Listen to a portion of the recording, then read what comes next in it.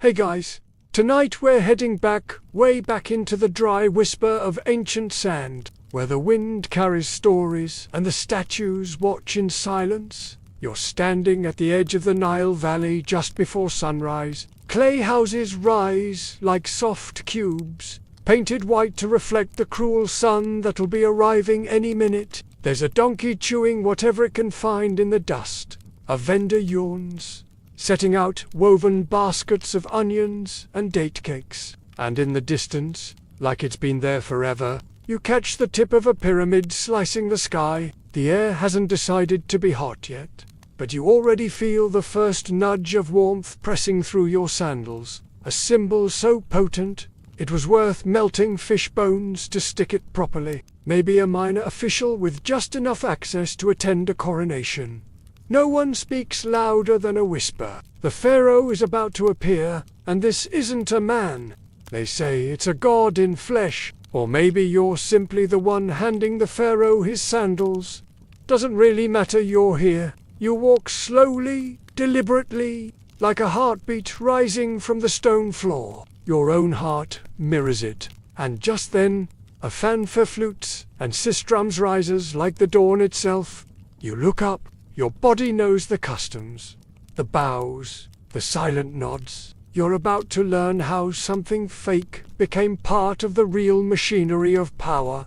And spoiler alert, you probably wouldn't survive a day wearing one of these itchy chin sculptures under the desert sun. But don't worry, you just get to watch. A line of palm trees stirs gently. Somewhere far off, a reed flute plays a lazy, looping tune. In Egyptian belief, the gods themselves were often depicted with these stylized, elongated chin ornaments. Osiris, lord of the underworld, wore one like it was part of his divine anatomy. They'd boil down hooves, bones, or cartilage to produce a sticky, stinky substance. Not ideal if you're headed to a royal function and want to smell decent, but hey, aesthetics before aroma, right? By donning the beard, the Pharaoh signaled more than masculinity. He was saying, I'm divine, I'm timeless, I am stability itself.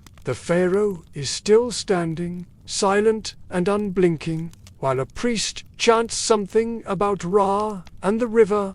Some suggest they were largely symbolic, seen in statues and tomb carvings, but not often worn during daily court duties. Others point to records of royal processions, where the Pharaoh was seen in full, regalia including beard parading through the crowds like a living statue. You wonder if his glued-in beard is holding up okay. It looks heavy, and there's sweat beading at his temple. You follow it not because you know where it leads, but because you can. His eyeliner is heavy, exact. His chestplate gleams with turquoise and lapis. And then, there it is. To be Pharaoh meant to perform pharaohness constantly. Every gesture, garment, and glued-in detail mattered. Hanging from his chin, the ceremonial beard, long, curved, tightly braided, clearly not real. The Pharaoh turned slowly, the beard still dangling, still perfect. You feel strangely proud, like you helped glue it on. But you walk slowly, head still full of that perfect, improbable beard. Pharaohs, often clean-shaven, had to fake the facial fuzz. So they attached braided beards using straps that wrapped around the ears or head. Some were even affixed with sticky pastes made from resin, beeswax, or brace yourself boiled fish skin. Before long, you're wandering through the outskirts of an ancient Egyptian village. Tonight's journey is all about something very small and yet weirdly powerful. The ceremonial beard of the Pharaoh, glued on. So, before you get comfortable, take a moment to like the video and subscribe, but only if you genuinely enjoy what I do here. And drop your location and local time in the comments. I love seeing where and when you re-listening from. Now, dim the lights, maybe turn on a fan for that soft background hum, and let's ease into tonight's journey together. You're standing at the base of a temple, tall columns painted with lotus flowers, still vibrant, despite the centuries. A breeze flows through the open-air corridors, brushing against the painted walls and carrying the faint smell of myrrh. A priest in linen robes walks past you, his feet bare, his hair oiled and gleaming in the light. He's humming, but the song is more of a prayer than a melody. You're not a visitor here. Tonight, you're someone else. Maybe a court scribe. In the heart of the temple, a small crowd gathers. Nobles, guards, priests. There's a drum beat from deep within the chamber. It's not loud, but it's steady. Badum, there he is. The Pharaoh steps forward. His headdress glitters gold, shaped like a cobra and vulture flanking his brow. It doesn't matter, nobody blinks. You wonder for a second, why a beard at all, especially one that's so obviously glued on? And just like that, we're off on this strange little mystery. The ceremonial beard called an asmrhistory wasn't for grooming vanity. It was power in physical form. Mainstream historians agree. The beard was a borrowed look from the gods, but it was also a practical illusion. And now, for a charming side note, yes, the ancient Egyptians had animal glue. You shift your feet. The ceremony's not over yet. Historians still argue whether these beards were worn daily, only for rituals, or just for funerary art. What's clear is that the beard wasn't optional. Someone clears their throat nearby. The ceremony is ending. The nobles bow. The priests raise their hands. And somewhere, a servant begins fanning the royal figure with ostrich feathers. Because even gods get sweaty. You slip away, back into the shadowed halls. Outside, the sun is higher now. The sand is less forgiving.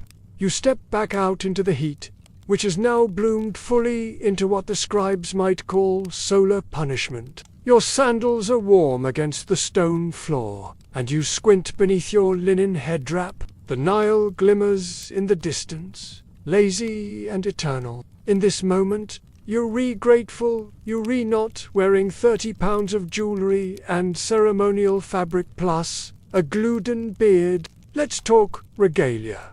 Because, wow, pharaohs had a lot of it. You walk through a shaded gallery inside the temple, where rows of statues stare you down from every direction, and not a single one is casual. Every pharaoh carved here is a walking iconography lesson. The Nenes headdress, that striped cloth folded into points over the shoulders. This theory is, to put it diplomatically, debatable. But let's be honest, if you're wearing a symbolic chin hook in 100 degrees Fahrenheit heat, you deserve at least some poetic license. You stop in front of one statue, maybe of Thutmose III.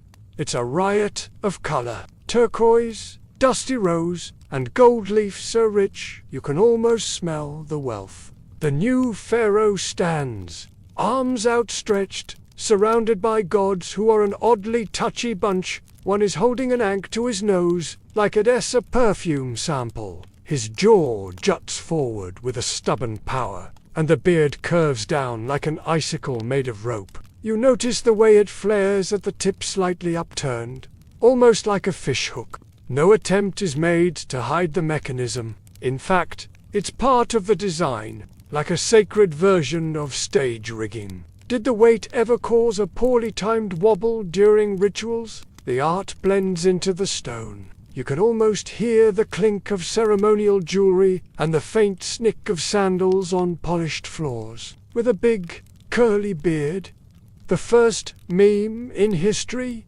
maybe the pharaoh's beard, even here, dominates the frame. It pulls your eyes like a compass needle toward power. It's less an accessory than a gravitational force. Sticky, smelly, and surprisingly effective. Some combinations were used in woodworking, others in cosmetics, but for sticking things to your face, you wanted something that dried fast, didn't crack in the sun.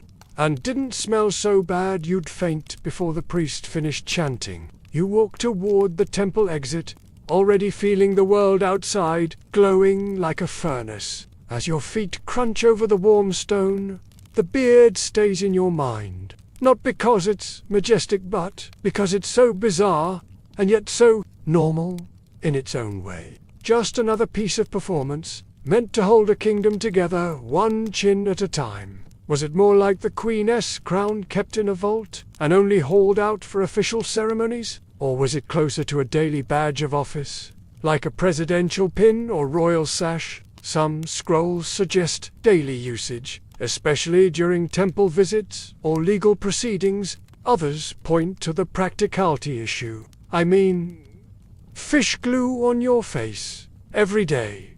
This wasn't a fashion item. This was a piece of sacred machinery. The Urias cobra, poised above the brow like it's ready to spit fire. Egyptian nobles sometimes grew facial hair, but most elite men shaved religiously. Osiris's beard, often depicted in green or black to symbolize fertility and resurrection, curved upward at the end. We're talking about people who could embalm a body with surgical precision and build astronomical calendars just by watching shadows. So when they needed glue, they got creative. This wasn't just aesthetics, it was loaded symbolism. That little curl meant you weren't just some guy with a glued-in goatee. You were a bridge between the world of the living and the eternal. The ceremonial beard was stiff, stylized, and often attached to masks or worn only on rare occasions. Its exaggerated curl wasn't fashion, it was mythology. The crook and flail crossed dramatically over the chest like someone misunderstood farm chic. And of course, the ceremonial beard. The beard isn't just decorative, it's a signal, a visual shorthand for "don't talk to me, I'm a living god." Now here is something odd.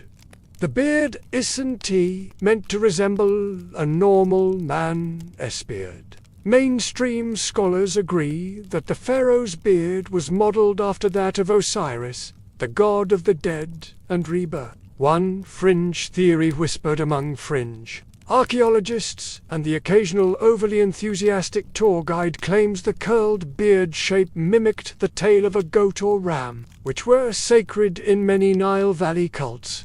You round a corner and find yourself in front of a full coronation fresco, and there it is, again the beard. You lean in, it's affixed to the chin with what looks like a strap running behind the ears and under the headdress. You wonder what it felt like to wear it. Did it itch? Did it tug at your skin when the glue dried? Historians still debate how often the pharaoh wore this beard in real, functional life. Speaking of gluelets, just pause and give a little shout out to the ancient Egyptians' resourcefulness. The go-to options: animal collagen, beeswax, tree resins, and even fish skin boiled into gelatinous goop. And yes, some of those glues work so well that museum restorers have spent years trying to separate artifacts fused with mystery resin that lasted millennia. You take another slow walk past the frescoes, and the heat presses in like a lazy cat. A nearby pillar has graffiti carved into its base. It's a crude face. You chuckle softly. Even thousands of years ago, someone couldn't resist drawing the chin snake of power. The sun has climbed higher now. Outside, the sun is finally in charge, baking the stone courtyard until it shimmers like polished bronze. You find yourself ducking under a canopy of woven reeds, thankful for the shade. A servant passes with a jar of cool water, and you take a sip, lukewarm, slightly muddy, but life. Above you, a carved relief stretches across the lintel. The pharaoh again. Profile perfect, beard gleaming like a lightning bolt, made of braid. And that's when it hits: youth is beard. It's not just symbolic, it's a performance piece. You step into another chamber, quieter now, away from the tourist thief. There were tourists and more into the dustier, older wings of the temple. This is the place where scribes kept their inks, where sandals slapped softly against limestone, where the real work of the kingdom happened behind painted doors, and still, the beard is everywhere. But let us get to the heart of it. The ceremonial beard wasn't tea, actually a beard. Not in the way you know one. It wasn't bristly, didn't grow in patchy after a long week without shaving, but straight, usually worn by gods associated with life or the heavens. Osiris. Everyone is smiling in the frozen style of wall art, holding goblets, and eating something that looks suspiciously like roast goose. In the center, the Pharaoh. For a second, you swear you hear the murmurs of a priesthood long gone, whispering incantations, gluing the beard on, tying the strap, adjusting the headdress, stepping back, of course, mid-toast, with his regal beard hanging like a badge of honor. You wondered it. He ever lower his goblet and mutter, "Is this thing still on, god of the underworld?" Or at least, not aloud. Watchers, tailored suits, official titles. Now compare that to gluing a shiny, curved appendage to your chin every time you stepped outside. There's dedication, and then there's Egypt. Got the curled end. So the next time you're choosing your ceremonial chin accessory, consider which realm you want to rule, and didn't get crumbs stuck in it during meals. You weren't supposed to think it was natural. You were supposed to know it was beyond natural. That beard, it was just one thread in the tapestry, but it was the one that told the people. This face doesn't age, doesn't change. This is the face of eternity. Supernatural. A man pretending to be a god, except no one's pretending. Not out loud, anyway. Your sandals echo off stone, beard bearers, if you will. Their job, ensure the thing stayed on, stayed polished, and stayed convincing. Historians still argue whether these assistants had official titles, or were just the ancient version of a friend whispering, "Dude, your glue's melting." You imagine yourself wearing one of these fake beards. First, you'd strap it under your chin tight enough not to slide, loose enough not to suffocate. Then there's the heat factor. Add 30 degrees and no breeze, and you've got a recipe for adhesive failure. You imagine leaning down to give a blessing, only for your sacred chin to go clunk on the floor. While the headdress and crook were widely acknowledged signs of authority, the beard was the oddball, the theatrical touch. It had no basis in daily grooming. It was pure divine This beard was a sculpture, crafted from metal, often gold or bronze, or sometimes carved wood, wrapped in copper or even lapis lazuli. It was braided tightly, stylized, and polished to reflect sunlight with godlike shimmer, pointing to obscure rituals where incense was wafted toward the beard rather than the face. Sounds imaginative. But let's not dismiss it entirely. In ancient Egypt, breath was sacred. To breathe was to live. To stop was to enter eternity. So maybe the chin ornament wasn't just visual, it was spiritual plumbing. You'd no more grow one of these naturally than you'd hatch wings and fly over the Nile. Mainstream historians classify it as part of the Nenis, regalia set of symbolic accessories that marked the pharaoh as the living embodiment of order. You run your hand along the wall, tracing a figure who could be Ramses, or maybe not, names are faded here. But the beard, still visible, still hooked forward in that dramatic arc, like a punctuation mark under the chin. Fringe researchers sometimes propose that the shape of the beard may have helped the pharaoh channel divine breath. Here's another curious note. Some royal beards weren't curved. As you walk through a columned hall, there are hints in old temple texts, subtle ones, that pharaohs had attendants specifically for beard maintenance. You pass a half-faded painting of a royal banquet. Probably not. Your mind drifts briefly to the idea of status symbols today. But that's what made it work. Remember, the pharaoh wasn't just a ruler. He was Mot, the living balance of truth, order, and divine will. You feel a gust of wind through the hallway, soft and cool. Ready, Your Majesty. And out he would go into the sunlight, into the sand, into the story. You step outside again, blinking into the brightness. The Nile gleams far off like a strip of molten silver, and the temple behind you recedes into shadow. You're still thinking about that beard, about the glue, about how a symbol like that manages to stick not just to a chin, but to the collective imagination of an entire civilization. Let's talk about the glue, then, because this wasn't some modern superglue in a squeeze tube. This was ancient chemistry, part art, part desperation, and a whole lot of trial and error. You find yourself meandering through the workshop quarter, where artisans, scribes, and alchemists shared stone-walled spaces under slatted red roofs. The smell of oils and smoke hangs in the air, but you watch, fascinated, as he adds crushed acacia gum to hot water, stirring with a stick darkened by use. Others suggest the beards were sometimes disposable new ones forged or carved for each major ceremony, or they were never glued directly to skin but rather attached to hidden harnesses beneath the headdress.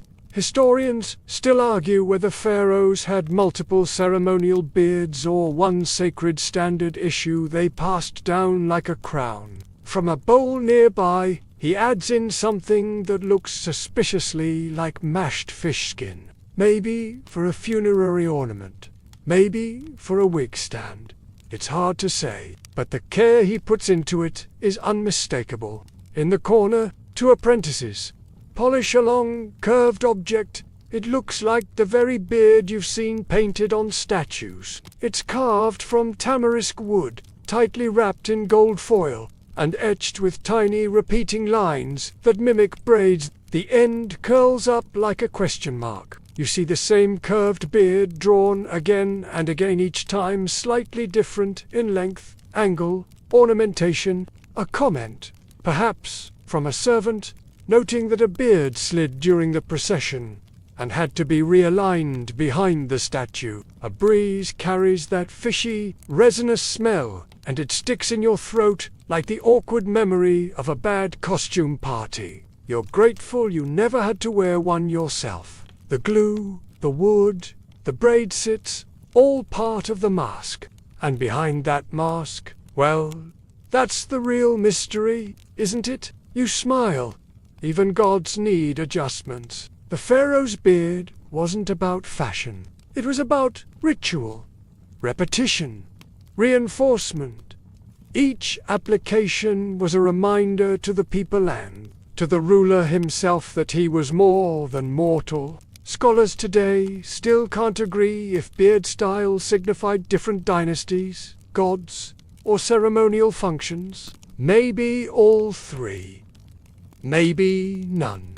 This is a society that understood the power of permanence. Even here, the beard seems like a prankster equal parts regal and ridiculous. And not just with straps. Some depictions suggest the beard was attached directly to the chin, particularly in funerary masks, using resin that could dry, clear, and hard. They applied kohl for emphasis, perfumed their wigs, and, of course, adjusted ceremonial regalia, beard included. This was politics with glitter and glue. They lie nestled in linen wooden ones, gold ones, one that looks like it's seen better dynasties. She selects one carefully, tests the strap, and holds it to a mannequin head crowned with a blue Nenes headdress. It dried slowly, became tacky, and hardened to a near-permanent hold. They boiled down fish heads, skins,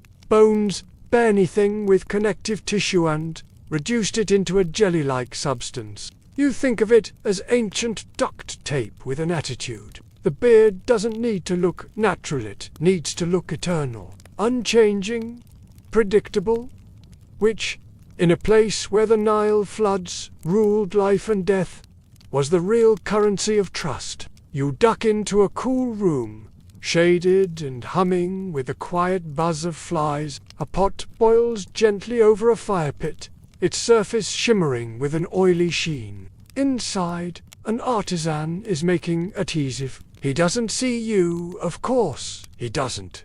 You're invisible tonight, a ghost walking through time. You flinch slightly. The scent confirms it. Animal glue fish collagen was among the Egyptians' best solutions for sticky business. Mainstream historians suggest this glue was used across disciplines, in woodworking, for sandals, in tomb construction, and in ceremonial applications, like affixing the false beard. But that leads to a delightful, squirmy question. How did they remove it? Fringe theories propose oil-based solvents, or even gentle steam to loosen the bond. You glance again at the bubbling pot. The artisan scoops some resin into a mold shaped like a lotus blossom. Wander a little farther and you'll find the woodworkers. One apprentice tries to hold it against his chin and wobbles. The other laughs. You watch, silently amused. You continue down a narrow alley and into a small chamber used by court costumers and makeup artists. Yes, pharaohs had stylists. Royal appearance wasn't an afterthought. It was. An older woman, perhaps the head stylist, inspects a chest of beards. The fit is everything. You learn something just watching her. It's not about realism, it's about symbolism. There's a papyrus scroll lying open on a nearby bench, sketched with profiles of various pharaohs. One particular scroll fragment faded. Curled at the edges features a note in a scribe's hurried hand. Your nose twitches the glue room again. Still, as strange as it seems, you start to understand the commitment. You step back into the sunlight, eyes adjusting. Somewhere nearby, a temple gong echoes faintly. You walk slowly, half lost in thought. You wander along a dusty avenue lined with statues, their stone eyes watching you with the patience of centuries. Each figure looks eerily similar, arms crossed, beard curled, gaze fixed straight ahead. Every glance, every ritual gesture, a costume, yes, but a sacred one. You didn't just put it on like a party favor, you became it. It was essential to the illusion, and in ancient Egypt, illusions were how you told the truth. Just like priests became gods during certain rituals by wearing masks and robes, the people saw the beard and knew. This is a voice that echoes beyond death. The pharaoh, every piece has its place, every prophet's role. The chant continues, slow and rhythmic, like the river itself. A practical way to keep order in a kingdom that stretched 1,000 miles along the Nile. Probably a mix, but the rituals were real. The reverence was real. And so, the beard was real too, in the only way that mattered. You can feel the energy of belief in the room, not frantic, not feverish. You don't buy, you're just an observer tonight. Dusk has slid in while you weren't looking, and the temple glows from within like a lantern. You pause at the threshold, looking back one last time at the scene inside. But even you feel it, that odd flicker of something between reverence and awe. His beard gleams softly, catching the last rays of light. Not because he's a god, but because everyone else around you believes he is. That's the power of performance. The beard isn't just a symbol of divine rule. Dead ones got one too, sometimes attached to mummies, sometimes built into funerary masks. That beard, it was actually separate from the mask at one point, broke off. In fact, but it shows how essential the beard remained, even in death. If you weren't buried with a beard, how would the gods know who you were? Just complete. No one here is wondering whether the beard is glued on. That's not the point. The performance isn't fake. It's sacred theater. The beard stays perfectly in place. Of course it does. This is no amateur hour. You don't clap at the end of it. You bow with his beard, became Osiris reborn order, rising over chaos, every shimmer of gold. But none of it works if people don't believe. So you lean hard on the visuals. The crown, the scepter, the eyeliner, and yes, the glued-in beard. It's not about vanity, it's about visibility. About being seen not as a man, but as something more. You start to notice a pattern. The beard isn't just ceremonial flair. It's the anchor of an entire identity. A phrase that didn't just describe a Jabbat, defined an ideal. The Pharaoh wasn't elected.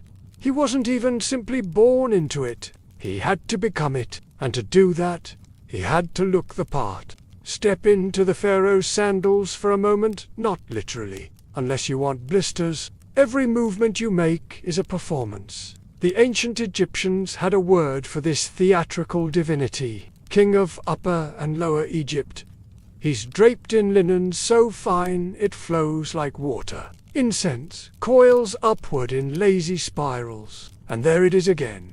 The beard holding a golden ankh to the Pharaoh's lips. Behind the ritual is the belief that kingship is breath, divine breath, channeled through ritual and relic. And the beard, oddly enough, plays its part. One theory suggests it symbolized the breath of Osiris himself, purified and eternal. Another, more poetic than proven, claims it represented the spoken word of the king, made visible like a voice that never dies. Gleaming softly under the flickering lamplight, mainstream Egyptologists believe the beard was part of that transformation. You step into a hall where a low chant hums in the air. A ceremony is beginning. Priests circle a seated figure you know who. A priest steps forward. Fringe theories aside, what's clear is this. The beard wasn't worn for fun. A royal decree wasn't powerful because of ink on papyrus. It was powerful because it came from that mouth, one with the beard beneath it. You settle onto a cool stone bench at the back of the chamber. Historians still debate how much the average Egyptian really believed in the pharaoh's divinity. Was it literal? Symbolic? You glance around the chamber, noticing small details. The anklets of the priests, the way incense ash settles on polished floors, the faint crack in the far wall where an earlier ceremony went a little too hard. The beard, once again, is the finishing touch. Here is a fringe tidbit that might surprise you. The ceremonial beard wasn't just reserved for living pharaohs. The Mask of Tutankhamun, famous one you've probably seen in every museum poster and gift shop, is the most iconic example. You lean forward, elbows on your knees. The ceremony winds down, and the pharaoh stands. He walks slowly through the hall, and everyone bows. You step outside once more, into the darkening sky. The pharaoh, in full regalia, still visible through the columns. And just like that, you understand it. It is divine rule. Because when a kingdom spans deserts and centuries, belief isn't just a feeling. It's a thing you glue on. You walk now through the outer courtyards of the temple, where the wind picks up just enough to flutter your linen sleeves. Dusk spreads like dye across the sky, and the sandstone walls glow a soft orange. As you wander, you pass a procession of stone reliefs, pharaohs sitting on thrones, holding crooks and flails, always in profile, always with that same unnaturally perfect beard. And suddenly, you begin to wonder, did the beards ever come off? Well, the beard here is slightly different, longer, straighter, more solemn, less about majesty, more about transition. In life, the beard said, I rule. In death, it said, I transform. Yes and also no. Inside, a team of embalmers moves with practiced grace. A linen-wrapped figure lies on the table. The embalmers are quiet, reverent. They anoint, they wrap, they chant. There's a pause. Then a careful touch of resin is applied, sticky, amber-colored, and warm. The beard is pressed into place, held, then released. And then, from a small chest, One of them removes something. A narrow, curved strip of wood wrapped in gold leaf. Tombs of lesser royals sometimes show the beard painted on, or missing entirely. Some scholars suggest that over time, the importance of the beard faded or changed depending on dynasty and political context. You follow a narrow pathway into a tomb complex. The body is wrapped, dried, ornamented, but until now, it wasn't finished. Now, with the beard in place, the spirit can move forward. The air changes here. Lit only by a shaft of moonlight, a tomb painting depicts a full funeral procession. A star appears above the pyramid in the distance, blinking like an old friend returning. You feel its importance. The pharaoh's body is shown lying in a golden boat, being pulled across the desert on a sledge. Priests march solemnly behind, and in each chapter, that little braided ornament followed. Glued on, worn with pride, fussed over, painted, recast, reattached, an object so small, yet so oddly essential, holding ritual objects, incense burners, scarabs, lotus flowers, jars of natron. It's cooler, but not on the pharaoh's face this time. It's being carried like a holy relic, denser, and smells faintly of stone dust and ancient perfumes. You're not here for death, exactly, you're here for costume storage. Though the line between the two is always blurry in ancient Egypt, in a side chamber, and there again the beard. You stare at the scene a while. It's clear, this isn't just dress up. The ceremonial beard is being prepared for burial, like a sacred artifact, the god of the dead, because even in death, the performance continued.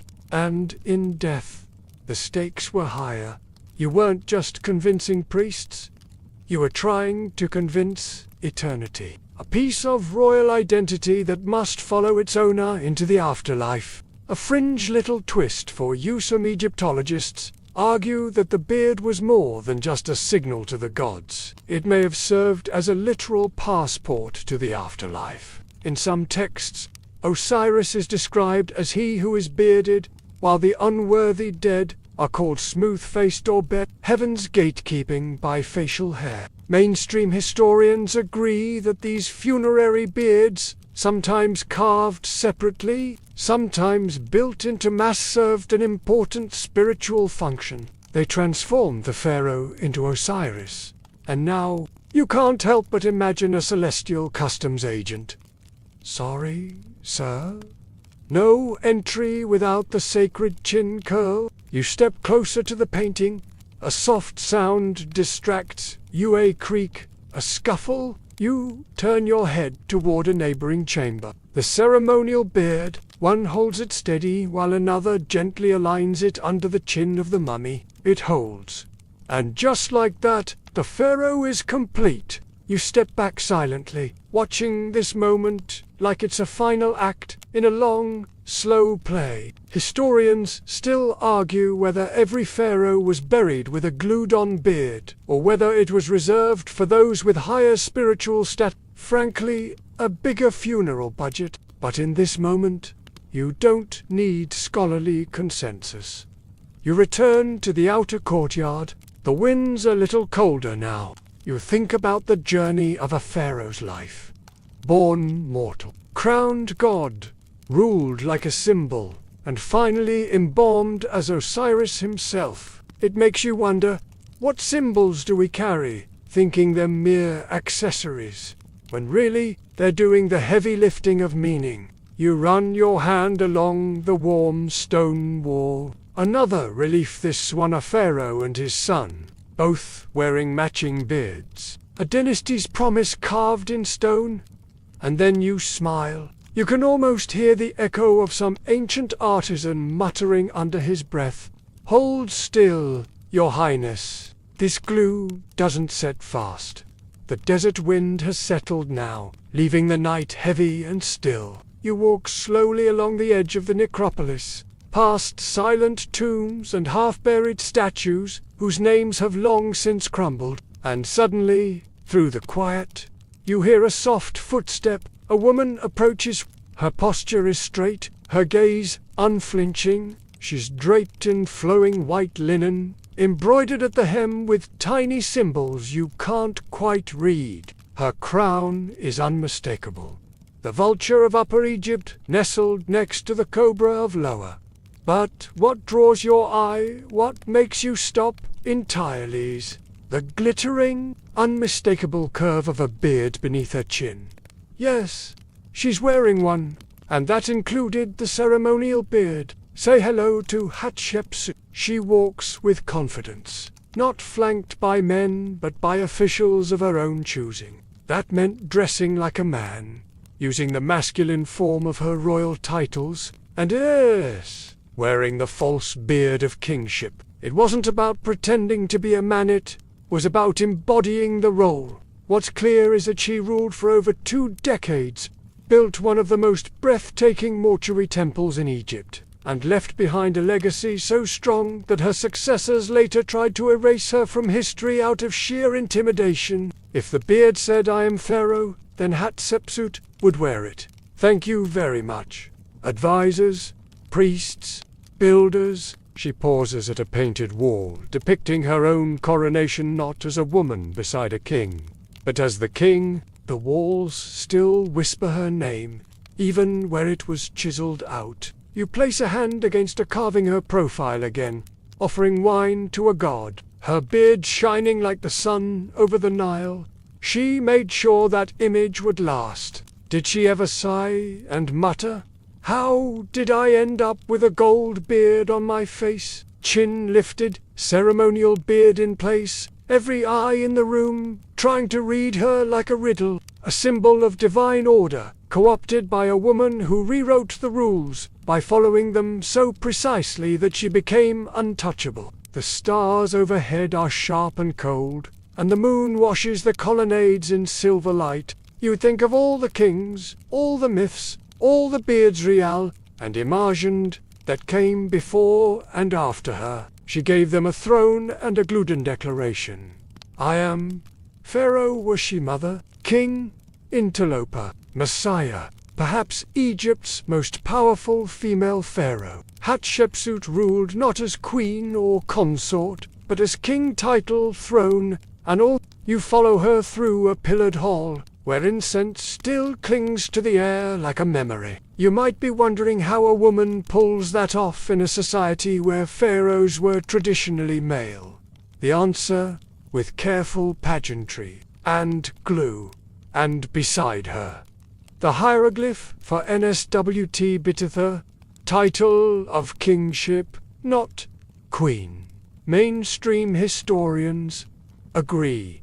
Hatshepsut deliberately adopted masculine symbols of rule to assert her authority. You pause beside a carved relief. She's shown offering gifts to Amun-Ra, the sun god, her braided beard prominent beneath her chin. Fringe theorists have had a field day with this. Some insist she disguised herself entirely, hiding her femininity behind layers of costume. Others suggest the beard was symbolic only, never worn in person, just painted into her legacy. But then there's the statues. Over 24 full-body statues of Hatshepsut have been recovered, most depicting her with the beard. That kind of consistency suggests it was more than just artistic flair. Historians still argue whether her choice was accepted or tolerated, resisted or revered. And still, the beard remains. You imagine what it was like walking into court as Hatshepsut. She gave them no easy answer. You pass through the colonnade of her mortuary temple at Deir el-Bahari. There's a certain irony here. The beard, so often a marker of rigid tradition, becomes, in Hatshepsut's story, a tool of rebellion, softly subversive. It makes you think. Maybe the power of the symbol isn't in who wears it, but in who dares to own it. A quiet thought creeps in. Were there moments, behind palace walls, when she tugged at the strap under her chin, annoyed by the weight or the itch? Probably. She was a pharaoh, not a robot, but out there in the courts, the temples, The reliefs she never let it show. You sit now at the edge of the temple courtyard, and you realize something funny. The beard might have been fake, but the power, that was real. The night deepens, and the air cools just enough to feel like silk against your skin. You wander along the Nile's edge now, its quiet waters, mirroring the stars above like a second sky. The temples and tombs feel far away, but the echoes of their rituals still hum in your bones. It's easy to forget, under this sleepy starlight, that the ceremonial beard wasn't just the property of pharaohs. It had imitators, those who wanted to borrow a little divinity, even if they didn't wear the crown. You find yourself at a small village shrine, nothing grand. Just a modest columned room with painted walls and a flickering oil lamp left as an offering. A statue stands at the center, worn but proud, a priest carved with arms raised in praise.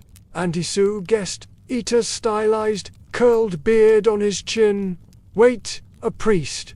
That's right. While the beard was mostly reserved for the king, some high-ranking priests and ritual actors were permitted to wear stylized beards during certain ceremonies. Not always glued, sometimes strapped, sometimes tied into ceremonial masks, but present nonetheless. Not like borrowing someone's hoodie, but more like passing down a costume piece from actor to actor. A sacred prop, handed over with reverence. It is strangely comforting to think of a world where gods weren't locked away in heaven, but performed with you, among you. And all it took to step into that role, besides years of priestly training, was a curled piece of wood and a bit of sticky resin. Was it a child's ritual item, a pocket idol, a backup beard for emergencies? During the annual festival of Osiris, for instance, priests would dress as the god himself, complete with green body paint, divine headdress, and of course, the iconic beard. Others were carved from local woods, then burnished with riverstone, but all shared the same basic shape, the straight or curled rectangle that said, "This chin is sacred," because when the gods demanded a performance, everyone had to look the part. You think about the people who lived here. Not kings, not scribes, farmers, fishers, potters, and yet, for a few days a year, they got to wear the divine. He's trembling, eyes wide, trying not to trip over his lines. A stern priest adjusts the wooden beard beneath his chin, gives him a firm nod, and says something like, "Chin up." But so does the feeling. That moment when the beard settles into place, and something inside shifts, something ancient, quiet, powerful. The shrine flickers behind you as you return to the river path. The Nile sighs gently in the dark, carrying your thoughts downstream. You're a god now. Was it still sacred if your cousin wore one last week during a village festival? Or did it actually enhance the myth, reminding people that divinity wasn't just in the king, but in the rituals that everyone took part in? Mainstream scholarship recognizes this use of borrowed beards, particularly in rituals, reenacting mythic events. Adjustable holiness, if you will. Standing in for Osiris, trying not to sneeze from the incense. And here's where it gets fun. There is evidence that these ritual beards were sometimes shared. You imagine it.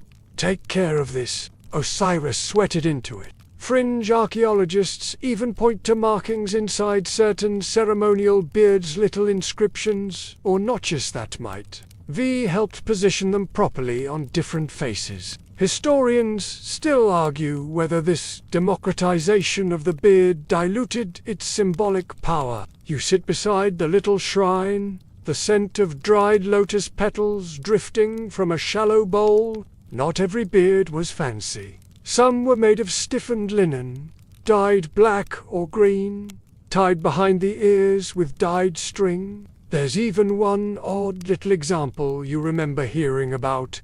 A miniature bronze beard, no longer than your finger, found in a box of temple trinkets. Who knows, but it makes you smile. The moonlight catches on a scrap of gold leaf by your foot, maybe from an old offering, or the last whisper of a costume long forgotten. Not everyone had a pyramid, but they had the beard. You picture a nervous teenage initiate in a dusty temple, his first big role in the Osiris drama, and for those few moments, he is. The performance matters. The belief matters. You rise and stretch, bones creaking slightly. Even invisible time travelers get stiff knees. And in your mind, you carry that image. Not a king on a throne, but a village priest in a borrowed beard, and still absolutely radiant.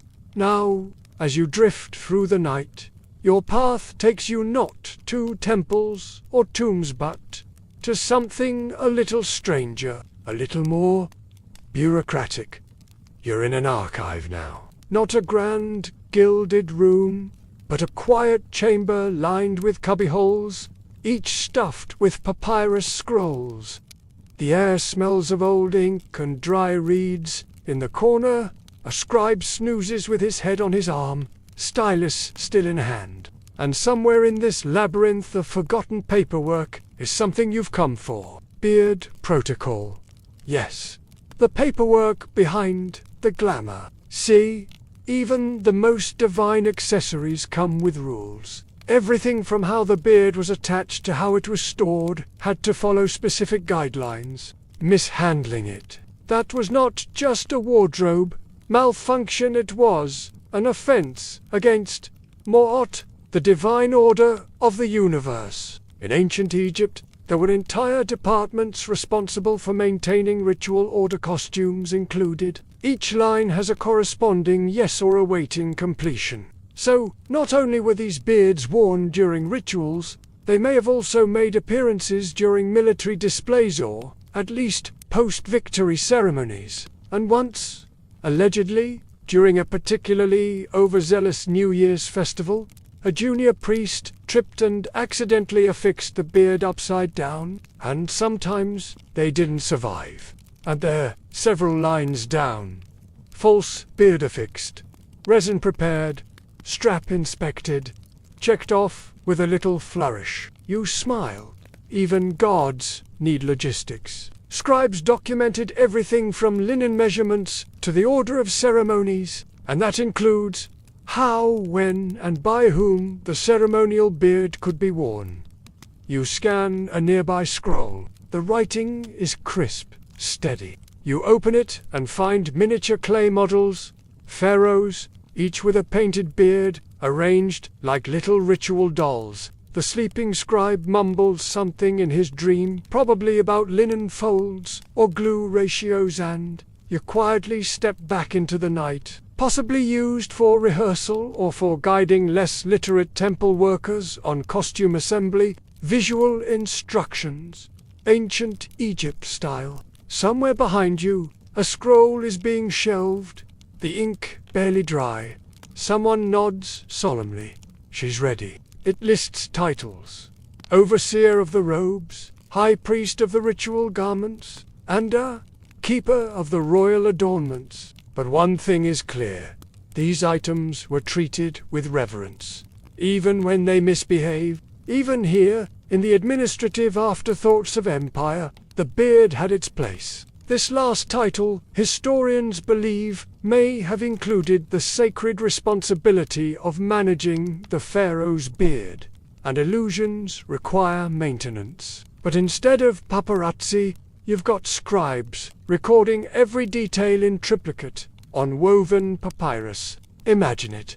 A full-time job just to make sure the chin bling stayed pristine. Fringe theories even suggest this person had to travel with the pharaoh during state visits like a royal beard roadie. Mainstream scholars agree that the ceremonial regalia had protocols as strict as those in a modern military parade. And then there are the fines. Imagine fumbling a gold strap mid-procession and getting docked a month's grain ration. Embarrassing and costly. Yes, you heard that right. There are scattered references in administrative texts to punishments for disturbing ritual adornment. which some interpret as a warning against improper beard maintenance. You move to another, scrollvist one, older, faded. It appears to be a checklist for a coronation. One scroll contains a more curious note. A record of beard replacement after war damage. Fringe accounts whisper that some ceremonial beards were broken during celebratory dances or dropped into the Nile during boat blessings. Historians still argue whether the broken beard incidents were rare flukes or common enough to require a stash of backups. You picture a moment. The beard case opening before a major ceremony. A hush falls. Priests lean in. The gold glints. The strap is tested. You can't help but compare it to red carpet prep. The glitz, the tension, the team effort. At the far side of the room, a small bronze chest sits behind a curtain. You gently close the lid, amused and oddly touched, because every ritual, every mask, every statue was part of the illusion of permanence. You take one last look around. The stars overhead are steady now. The Nile glides past, patient as always, and on it, one more line. Ceremonial beard accounted for. The sun begins to rise again, soft and golden, pouring over the horizon like melted honey. You're back in the open now, standing on a quiet ridge that overlooks the edge of Thebes. The city stirs Billa markets opening, children chasing chickens, fishermen untying boats from the banks of the Nile. But your eyes aren't on the living, not yet. That face, serene, symmetrical, crowned in blue and gold stripes, and beneath the chin, that perfectly curled beard of deathless glamour, made of solid gold, inlaid with lapis lazuli, obsidian, and colored glass. It's both a portrait and a proclamation. This is what eternal looks like. You're gazing at the towering colossus of a single object still lodged in your mind. The beard of You've probably seen it before, on posters, postcards, documentaries. Then because glue has a long, awkward history, they tried to reattach it using quick-drying epoxy, which, of course, went badly. It hardened too fast, smeared the gold, and created a minor museum scandal. Conservation experts spent months undoing the damage. The beard, it seems, still insists on being affixed properly even after 3,000 years. More modest than legend might suggest, but inside, the artifacts are anything but humble. You're surrounded by gold, by ritual items, by pieces of a royal life frozen in amber. Tutankhamun's burial mask is the most famous artifact in all of Egyptology. Mainstream historians agree that Tutankhamun's mask was created not long before his death, possibly in haste. He died young, around 18 or 19, with little warning, yet the mask is crafted with astonishing beauty and care. In death, the pharaoh doesn't just borrow Osiris's identity, he becomes him. Then the beard is placed gold on gold and suddenly you're not a confused teenager anymore. And the longer, curled beard is the clearest signal of that transformation. Some say the vertical gold stripes on the beard suggest it was intended for a god like Osiris. Others point to subtle differences in craftsmanship, proposing it may have been a last-minute addition. More grounded scholars saw it as poetic justice. After all the years Egypt's pharaohs spent gluing beards to their chins, one finally said, "Let's not." A sign that said, this one knew who he was. It reminds us that even the divine must be held together, sometimes by resin, by ritual, by belief. And yes, there's that beard again, coiled like a decorative hook. The cliffs rise steeply on either side, carved by wind and time into jagged silhouette. You descend past tomb markers, through dusty paths, until you reach the entrance to KV60 Tutankhamun's tomb, reattached with care. Restored not just as an artifact, but as a symbol. Not of power, not even of ritual, but of persistence. You remember something? The ancient Egyptians believed the soul had multiple parts. The ka, the ba, the ok, each required its own care, its own ritual, and in some cases, its own costume. The story of the pharaoh's beard has taken you across chambers and centuries, across glue pots and coronations, across genders and gods. But here's the wild twist. That beard, it broke off, literally fell off. In 2014, museum workers accidentally snapped it off while cleaning. Fringe theorists spun wild yarns that the break was a curse, a warning, or a cosmic message from the boy king himself. You make your way down into the Valley of the Kings. It's smaller than you expected, and tucked into one of the side rooms, a display replica of the mask beard firmly attached. You stare at it for a long time. Historians still argue whether the beard was made specifically for Tutankhamun or repurposed from another mask. Either way, it was there symbolically securing Tut's passage into the afterlife. The ceremonial beard on the mask is longer than those worn in life. That's deliberate. Imagine lying in state, your body wrapped, your spirit hovering somewhere nearby, unsure what comes next. You're eternal. You leave the tomb, blinking into sunlight. Somewhere overhead, a vulture circles late. Maybe the beard wasn't for the body at all. Maybe it was for the soul. A beacon, a badge. You find a flat rock and sit quietly for a while, watching the valley shimmer in the morning heat. And now, here at the edge of the boy king's resting place, the story settles. The beard that fell off is back where it belongs. Because for all its formality and theatre, the beard endures. It breaks. It's mended. And sometimes, by a little bit of glue. You're further south now, sailing slowly along the Nile. The boat rocks gently beneath you, the kind of motion that tugs at your eyelids and calms your thoughts. Papyrus reeds sway along the banks, and crocodiles laze like stone statues in the sun. It's peaceful until you spot a temple rising in the distance, carved into living rock, and remember who built it. Ramesses II. Except, of course, he wasn't. For enormous statues of himself sit at the entrance, each over 60 feet tall, gazing out across the desert with the eternal calm of someone who knows you're looking.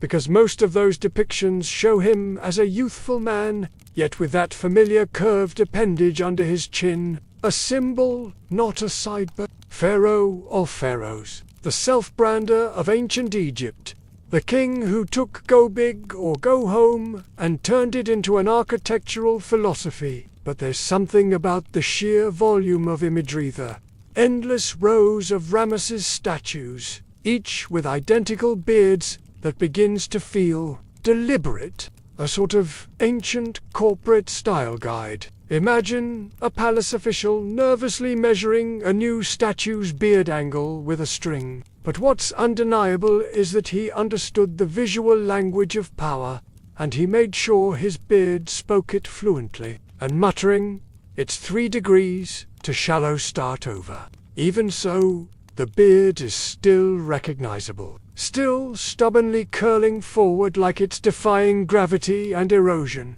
Inside, you're surrounded by scenes of Ramesses defeating enemies, presenting offerings, attending rituals, and always with the beard. It's like a logo, but still what lingers most in your mind, strangely, is the beard.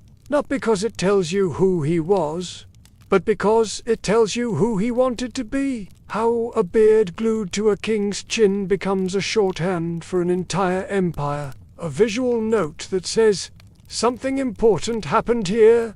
It happens twice a year. Engineers and mystics alike marvel at it. But you think of the beard again, catching the light. The current carries you downstream, whispering, yes, it's me, not just religious.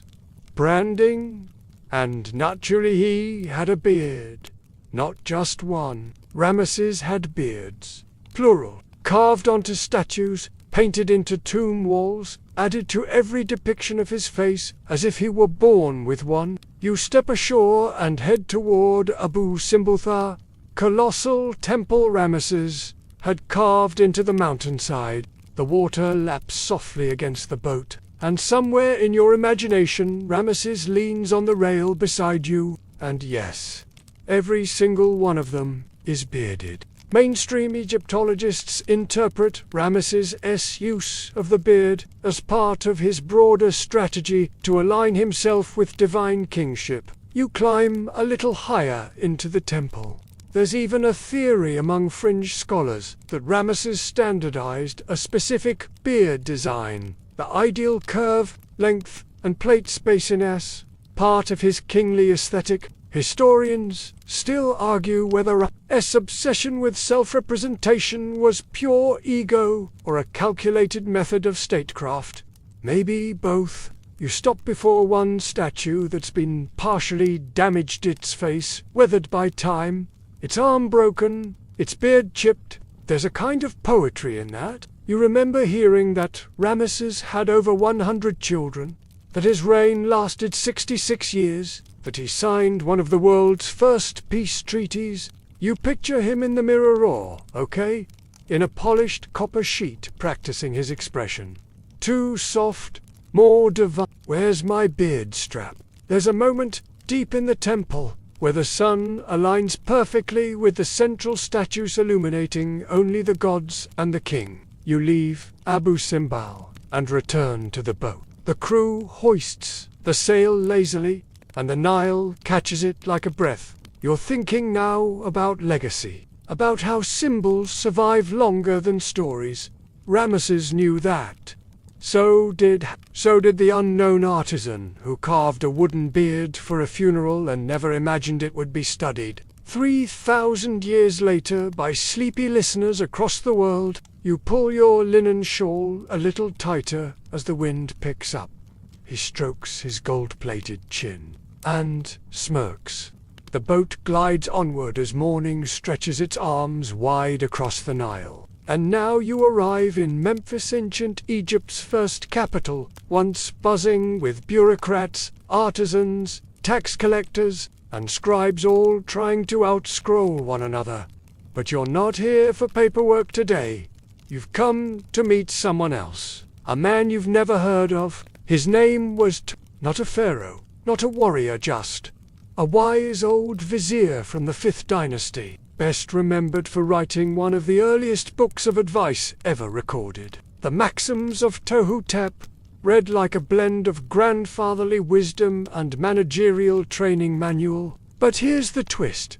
He's depicted in some surviving statues with a long, stylized beard. Because, while the ceremonial beard was firmly the pharaoh's domain, over time, bits of that divine aesthetic began trickling down the ladder. Not everyone could wear it, but some high officials, especially those close to the king or deeply involved in temple rituals, earned the right. Waity wasn't royal. A statue stands at the centaur tip, seated, scroll in hand, his eyes wide and calm. And yes, there it is, not the full Osirian beard, but a short, neatly shaped one, sculpted like a badge of wisdom. Meanwhile, some poor scribe struggles to balance his wax tablet and yawns, probably thinking, "Yeah, Yabi, humble, got it." Exactly. This brings you into interesting territory, where social climbing and symbolism start to blur. The idea that wisdom, not just bloodline, could earn you a touch of eternity. But in your mind's eye, the city bustles again, priests carrying scrolls, sculptors carving limestone, markets clinking with copper, and through it all, a few chosen figures with modest, painted beards, walking just a little taller. You think of all the bearded statues you've seen along your journey. How many were kings, and how many were just wise? If your statue bore a beard, then by the logic of eternity, you'd always be heard with a little more reverence. The hours spent standing in the temple before dawn, reciting litanies no one else remembered. You walk into a modest stone chapel nestled among older ruins. One fringe theory even suggests that older bearded officials were sometimes mummified with false beards, not to claim kingship, but to signal their closeness to the gods they served. Mainstream scholars agree that, over time, the visual language of status in Egypt diversified. Beards once strictly divine became more nuanced. A lizard scurries past. The wind carries a scent of dry myrrh and earth. There were different types. Straight ones for the living, curved ones for gods and the dead, long ones for full-on divine authority, and shorter ones for sages and elders. Not divine, not royal, just respected. You circle the statue and notice the care in the carving. The lines of the beard are sharp, deliberate. This isn't some casual fashion choice, it's part of his identity, etched into stone. Historians still argue whether this trend represented a genuine democratization of symbolism, or simply a trickle-down effect of divine imagery being co-opted by ambitious elites. You imagine Tohotep sitting late into the night in his home, dictating maxims like be silent rather than speak falsely or do not be arrogant because of your knowledge. But maybe the beard helped. Maybe it gave weight to the words, made him seem timeless. Because here you are, thousands of years later, still listening. There's something comforting about this widening of symbols. You step back out into the street. The Memphis of today is quiet, almost abandoned. You wonder, did people respect the beard itself, or the journey it represented? The years of service, the rituals memorized, probably both. Because in ancient Egypt, appearances were reality. If you looked sacred, you were sacred. You sit now beside a crumbled wall, the warm stone pressing into your back. And you picture Tohotep again, older than anyone else in the room, speaking slowly, his bearded chin tilted slightly downward. And sometimes that's enough.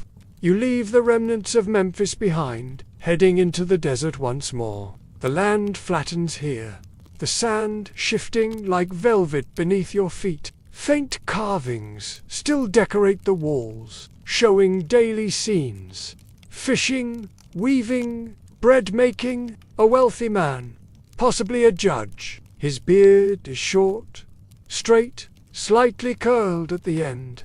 And there, among the domestic calm, a striking imager man, reclining, attended by servants, and on his face, unmistakably, a false beard. In the distance, a low, rectangular-shaped mastaba, tomb, older than the pyramids, belonging to a time when Egypt was still experimenting with permanence. You duck inside. The air is dry, musty, like old parchment and cedar oil. On another wall, a figure offers a loaf of bread to a seated Osiris. The figure is painted in rich ochre, and he too has a beard, likely not worn in life, but added for this exact purpose, to signal readiness for eternity. The painted figures on the walls seem to smile gently, content to be remembered in this curious way, part man, part myth. You squint.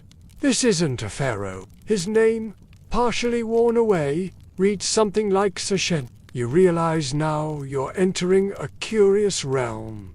The world of funerary portraits, and the question that lingers, did everyone want a ceremonial beard in death? Not because they claimed divine status, but because they hoped to join the divine in the afterlife. It was aspirational afterlife chic. Turns out, a surprising number of them did. Mainstream historians note that during the Middle Kingdom, and especially in the New Kingdom, elite individuals, men and women, were sometimes depicted with stylized beards in their funerary art. You step deeper into the tomb. The notion that even in death, ancient Egyptians had to consider their look what chin they'd face the afterlife with Few have survived intact, but one mask, recovered from a high official's tomb, has a small beard attachment made of cotton ajar, kind of ancient papier-mâché. We mark transitions not just with rituals, but with costume. Not because we're vain, but because symbols carry weight where words fall short. Not gold, but carefully made. Fringe interpretations suggest this was part of a broader belief in transformative death, that the soul didn't simply pass on, but upgraded, like software, tiny golden clues that someone hoped their soul might travel well, might be recognized, might be welcomed. And the beard was your installation patch. No chin curl, no divine update. Historians still argue whether this trend was symbolic, only just painted, or whether funerary masks and statues for non-royals ever included physical beards. You sit now in a niche of the tomb, beside an offering table long since emptied of dates and beer. You can't help but imagine a tomb designer pitching options. Do you want the short beard or the curved guard beard? What's standard? Well, kings get the long one, but we could do a tasteful half curl. Suggests piety without arrogance. Perfect. Add a cat. It's hard not to find some quiet humor in it, but it's also deeply human. We still do it. Graduation caps, wedding rings, military uniforms at funerals. You think of all those quiet tombs, all those painted walls, where names have faded but beards remain. Outside, the wind begins to rise again, carrying the smell of heat and sand. You step into the sunlight, blinking. The master bar behind you is still. Its occupant, long gone, perhaps still dreaming of paradise, still bearded beneath the stars. You smile. Turns out, death didn't stop the fashion trends. It just made them eternal. You're walking now through a city you've never quite seen before. Not Thebes, not Memphis, not Giza.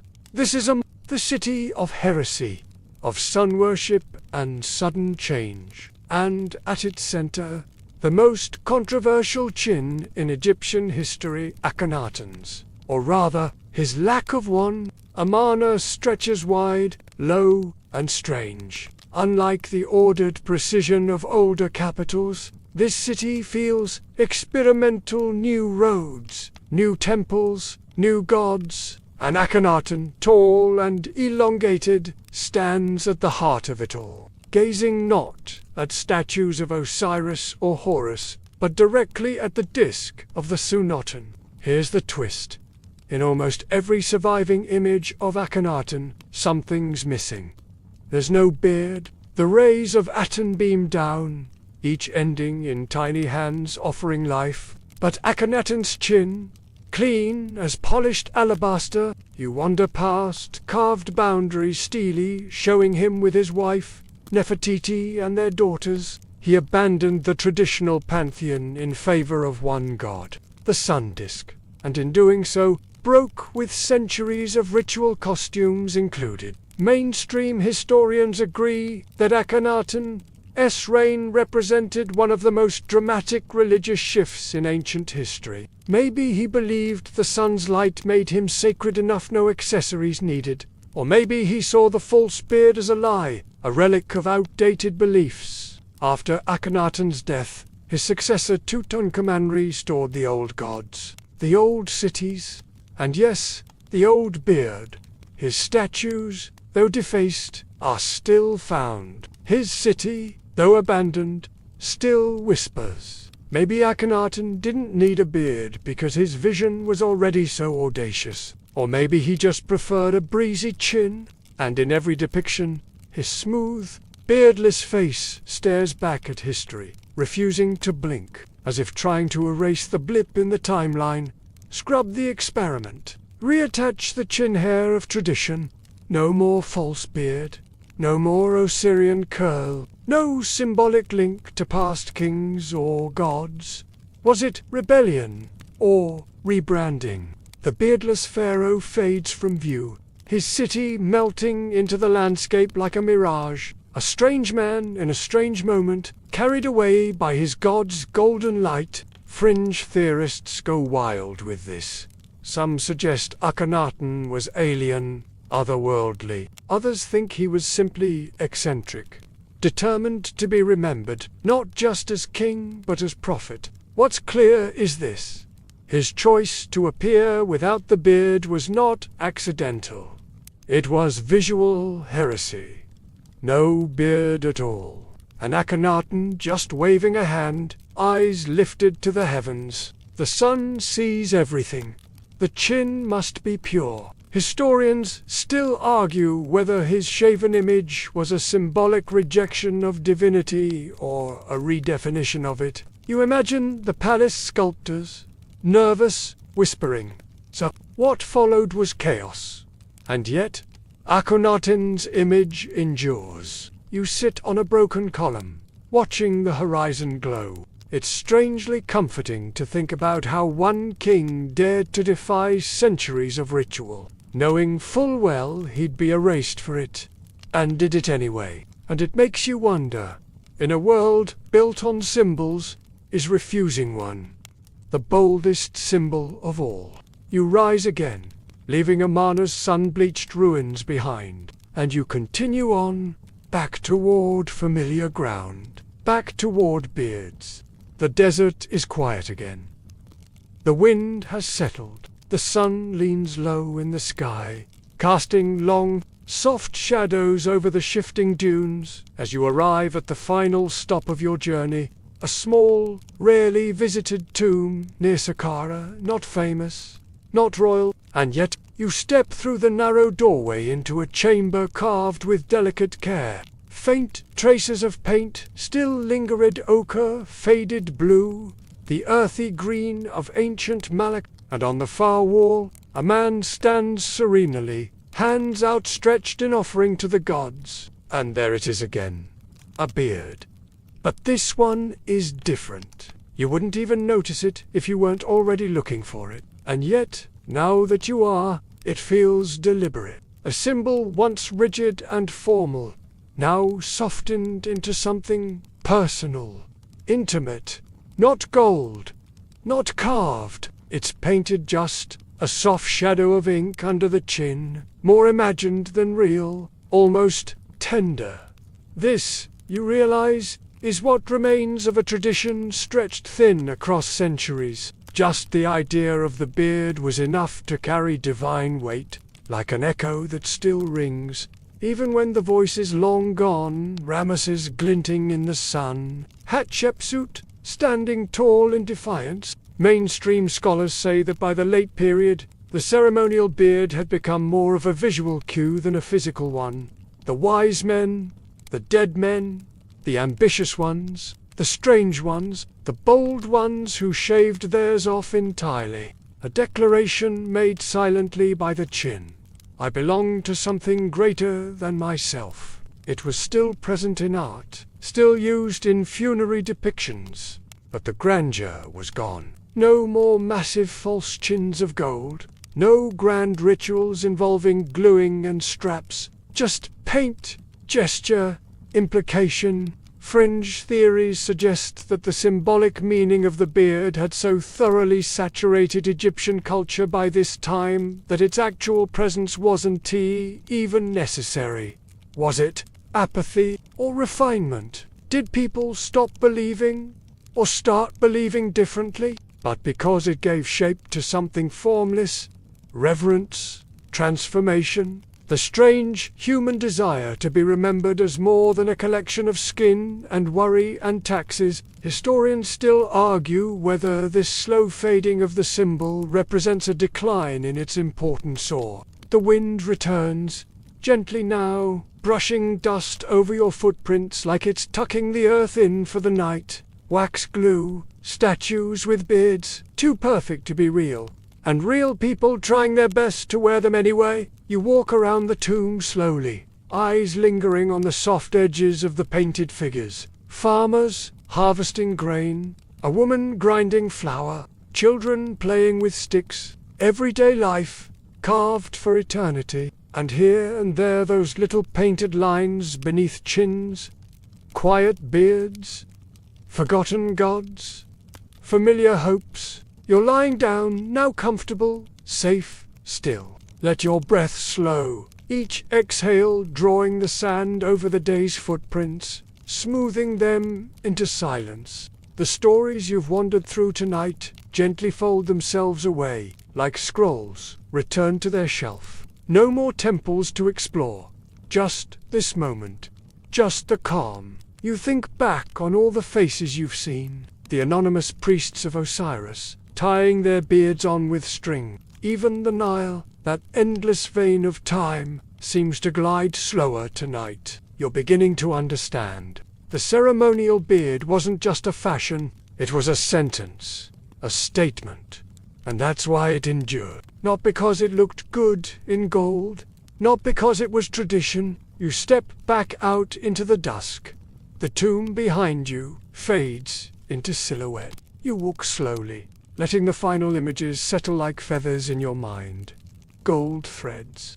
And somewhere in the distance, though it's probably your imagination, you swear you hear someone mutter, "Careful with that strap." Now, as the stars return and the desert exhales, everything begins to soften. The stones grow cool under the moonlight, and the palm trees sway with a sleepy rhythm. You're no longer standing in temples or tombs, and that beard, the one glued to the pharaoh's chin, it's just a memory now. A shimmer of gold, a curl of tradition, a whisper of history that clung to the faces of the mighty and the unknown alike.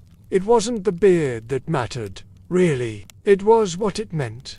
Devotion, power, belief, transformation. Close your eyes. You've traveled through millennia tonight, not as a tourist, but as a quiet observer, gliding gently through the stories others have left behind.